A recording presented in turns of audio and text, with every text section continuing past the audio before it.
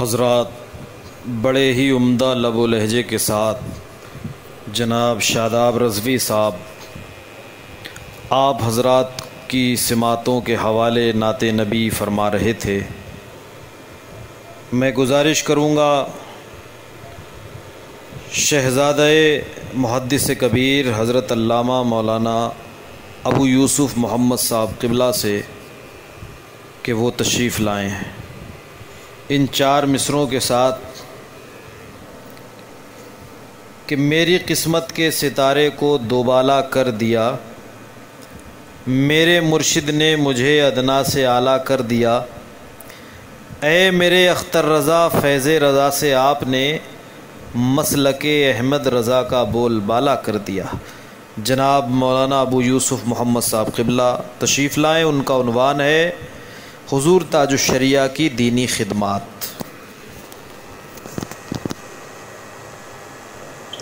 السلام علیکم ورحمۃ اللہ وبرکاتہ۔ الحمد للہ رب العالمین والصلاة والسلام علی سید المرسلین وعلی آلہ واصحابہ اجمعین، اما بعد فاعوذ باللہ من الشیطان الرجیم، بسم اللہ الرحمن الرحیم، یا ایہا الذین آمنوا اتقوا اللہ وکونوا مع الصادقین۔ صدق اللہ العلی العظیم وصدق رسولہ الامین الکریم ونحن علی ذلک لمن الشاہدین والشاکرین والحمد للہ رب العالمین۔ آئیے سب سے پہلے آقا کریم رؤوف الرحیم صلی اللہ علیہ وسلم کی بارگاہ قدس میں درود شریف کا نذرانہ پیش کرنے کی سعادت حاصل کریں۔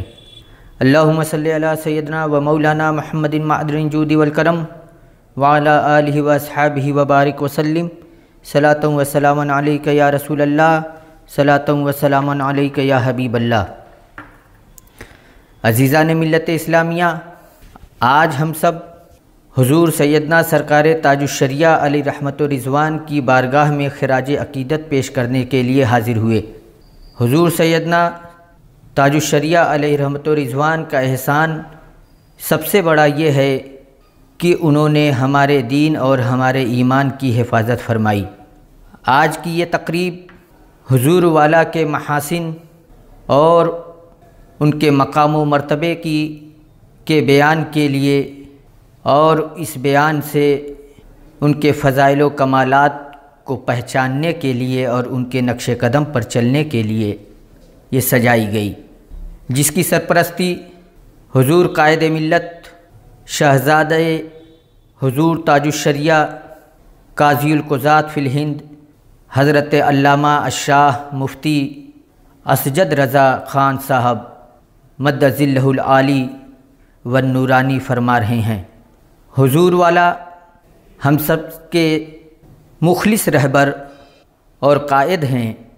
اللہ تبارک و تعالی میاں حضور مد ظلہ العالی کے واسطے سے سرکار تاج الشریعہ علیہ رحمت و رضوان کے فیضان کو عام فرمائے۔ رفیقان گرامی، رسالت و نبوت کا منصب ہو یا ولایت و عارفیت کے مرتبے ہوں، یہ سب انعامات الہیہ اور احسانات ربانیہ ہیں۔ جو فرد یا قوم ان نعمتوں سے سرفراز ہوتی ہے، اس کی مسئولیت اور ذمہ داریاں بھی بڑھ جایا کرتی ہیں۔ اس کائنات عالم میں بے شمار ایسی شخصیتیں جلوہ گر ہوئیں جن کی ذوفشانیوں سے سارا جہاں معطر ہے۔ زمانہ جن کی علمی، دینی، مسلکی، تعلیمی، تبلیغی، روحانی اور تصنیفی خدمات کا اعتراف کرتا ہے، جن کے نقش قدم پر چل کر گم گشتگان راہ منزل مقصود تک رسائی حاصل کرتا ہے، جن کے بحر علم و حکمت میں غوطہ زن ہو کر تشنا لب سیرابی حاصل کرتا ہے، اور جن کے نقوش فکر و عمل میں اپنا تابندہ مستقبل تلاش کرتا ہے۔ انہی ہماگیر، ہما جہت، انقلاب آفرین روحانی و علمی شخصیتوں میں سے ایک ناب گئے روزگار شخصیت وارث علوم اعلیٰ حضرت شیخ الاسلام والمسلمین حضور سیدنا سرکار تاج الشریعہ علیہ رحمت و رضوان کی ذات بابرکات بھی ہیں، جن کی ابکری شخصیت پورے عالم میں اپنے ذاتی فضائل و کمالات، پاکیزہ اخلاق و کردار، تقوی و طہارت، بحث و تمحیص، تحقیق و تدقیق، علمی قابلیت و لیاقت، جزیات فقہیہ پر مہارت اور فہم و فراست اور خداداد صلاحیت وغیرہ اوصاف حمیدہ کے سبب مشہور و معروف ہیں۔ سرکار تاج الشریعہ علیہ رحمت و رضوان کی عالمی شہرت و مقبولیت اور ان کے فضائل و خصائص اور علمی جلال و عبقریت حیات تاج الشریعہ کے تابندہ عنوانات ہیں، جن کا مشاہدہ ہر کوئی سر کی کھلی آنکھوں سے کر سکتا ہے۔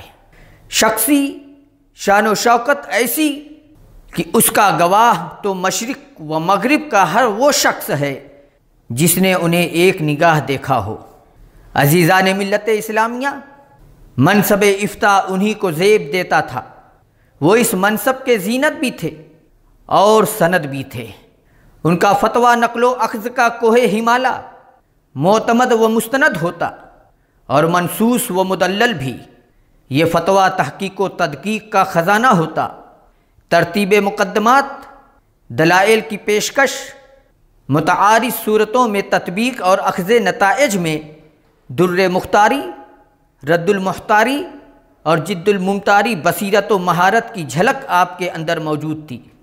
تمام مفتیوں کے صدر مفتی اور قاضیوں کے وہ قاضی القضات تھے۔ اہل سنت و جماعت جو بر صغیر کے تناظر میں مسلک اعلیٰ حضرت سے معنون و متعارف ہے، دنیا عرب میں بدباطنوں اور کور چشموں نے متہم کر دیا اور نیا فرقہ باور کرایا۔ ان ریشہ دوانیوں کی وجہ سے اہل سنت و جماعت کو ایک بدعقیدہ فرقہ تصور کر کے ان سے دوری اختیار کی گئی اور بیزاری کا اظہار بھی کیا گیا۔ مگر جب سرکار تاج الشریعہ علیہ رحمت و رضوان ان ممالک میں جانے لگے تو ان کی ذات، زبان مبارک، وفور علم، وقار ہستی، قوت اظہار، دلائل کا انبار، حقائق کا انکشاف، روحانی روب اور جلالت وجود مسعود نے ان فتنہ پروروں کی ساری دسیسہ کاریوں کو دفن کر دیا۔ تاج الشریعہ کے تبلیغی دوروں نے، مجالس و تقاریر نے، عربی تصانیف و تراجم نے نہ صرف یہ کہ عربوں کا ذہن صاف کر دیا بلکہ اپنا گرویدہ بھی بنا لیا۔ تاج الشریعہ علیہ رحمت و رضوان نے ہند، بیرون ہند ہزاروں مسجدوں کی بنا بھی ڈالی اور جامعۃ الرضا کے رحاب میں بننے والی حامدی مسجد یقیناً ملک کی مشہور اور خوبصورت ترین مسجدوں میں سے ایک ہوگی۔ شہزادہ تاج الشریعہ، قائد ملت، قاضی القضات فی الہند، حضرت علامہ مولانا مفتی الشاہ اشجد رضا خان مد ظلہ العالی والنورانی، جو جامعۃ الرضا کی تعمیر و ترقی میں شب و روز مشغول ہیں، اور حضرت علامہ مولانا مفتی عاشق حسین صاحب قبلہ مد ظلہ العالی، یہ حضور قائد ملت کے دست راست بن کر جامعۃ الرضا کی ترقی میں ہمہ مصروف ہیں۔ اللہ ہمارے شیوخ کو سلامت رکھے۔ آخر میں یہ عرض کرتا چلوں کہ اعمال الابرار میں سیدنا سرکار اعلیٰ حضرت رضی اللہ تعالی عنہ نے تاج الفحول علیہ رحمہ کی شان میں کئی اشعار کہے۔ ایک شعر کا مفہوم یہ ہے کہ تاج الفحول جس آبادی میں جاتے ہیں اس کی رونق بڑھ جاتی ہے، اور جب نکل جاتے ہیں تو ویرانی چھا جاتی ہے۔ دور حاضر میں اس شعر کو اگر سرکار تاج الشریعہ علیہ رحمت و رضوان کی ذات بابرکات پر منطبق کیا جائے تو ہر صاحب دل اور اہل انصاف ضرور کہے گا، ہاں آج بالکل حضور والا ہی اس شعر کے صحیح مصداق ہیں، کیونکہ عالم یہ ہے کہ ہند ہو یا بیرون ہند، تاج الشریعہ کو جس نے دیکھا شاد ہوا، اور جس نے نہیں دیکھا واہ حسرتا کہا، کف افسوس ملا۔